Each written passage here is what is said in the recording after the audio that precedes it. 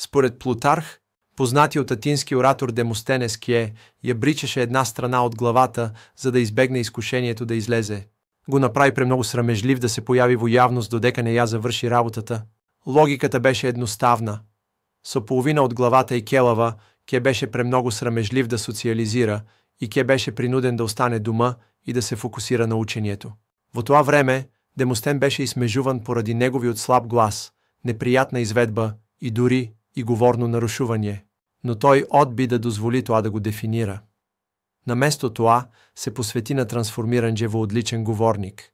За да ги надмине своите недостатоци, Демостенес тренираше обсесивно.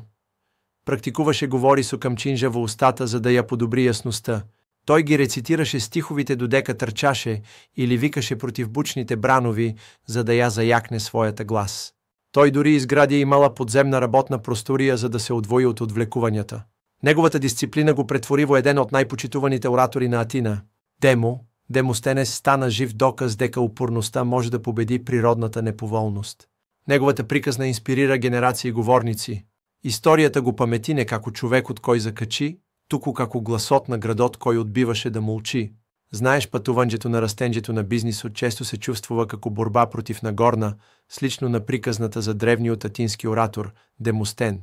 Сега може би размислувате, што има заедничко меѓу древен оратор и мојот модерен бизнис? Многу, всушност. Како Демостен, може би се соочувате со предизвици. Може би се борите да достигнете нови клиенти, се чувствувате преоптоварени од маркетингот или едноставно се обидувате да се ослободите од секојдневната рутина. Многу предприемачи се уште се држат за основните алатки, може би пробуваат ChatGPT, но не жа искористуваат вистински огромната потенцијалност на вештачката интелигенција за подобрување на операциите и поттикнување на растот. Тука влегуваат моите препораки и мокшта на вештачката интелигенција.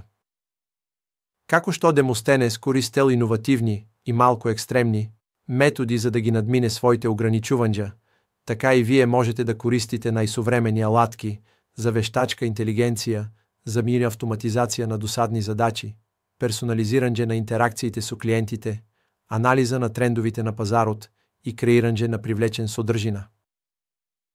Што ги привлече вашите идеални клиенти? Говориме за паметни, ефикасни стратегии, кои ви овозможуваат да работите помудро, а не потешко, ослободувајќи го вашето вредно време, додека вашите приходи продолжуваат да растат.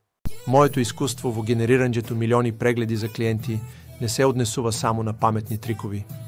Станува збор за разбирање како да се искористи технологијата и стратешките увиди за создавање вистинска врска и вредност. И сето тоа се базира на практични, лесни за имплементација стратегии кои одекнуваат кај бизнисмените како вас. Сакам да зборувам со тебе, посветениот предприемач, за нешто навистина трансформативно. Користенџе на технологијата за да ја зголемите вашата заработка без да се оптоварувате со повеќе работа. Не зборувам само теоретски тука, само во минатиот месец им помогнав на моите клиенти да соберат импресивни 13,2 милиони прегледи преку различни социјални мрежи. Замислете што таков досег би можел да направи за вашиот бизнис. И најдобриот дел, јас сум тука за да ви покажам како да го направите тоа бесплатно, помагајќи ви да привлечете повеќе потенцијални клиенти и конечно да внесете повеќе пари во вашиот джеб. Кликнете на предплата и на следенџе и ќе добиете известување кога ќе објавам овие бесплатни курсеви. Затоа, ако сте подготвени да преминете над основите и вистински да трансформирате својот бизнис, прифакџајќи ја мокшта на АИ и моите докажани стратегии, тогаш ова е за вас. Не дозволувајте вашиот бизнис да биде дефиниран од сегашните предизвици. Наместо тоа, посветете се на иднина каде технологијата ќе ја овозможи вашата раст, токму како што Демостен се посвети на своето мајсторство. Ако ја сметате оваа видео за корисна и инспиративна, направете ми голема услуга.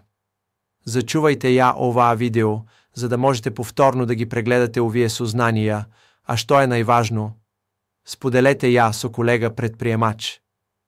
Кој може би се чувствува заглавен или само почнува да истражува мокшта на АИ надвор од основните алатки? да им помогнеме на повеќе бизнис собственици да напредуваат. За повеќе вредни увиди, практични совети и за да ја следите мојата пътека, запомнете да ги проверите хаштаговите Давидутопиан, Давидутопия Нюс и Давидуфактс. Айде да изградиме по-богата иднина за вашиот бизнис, заедно.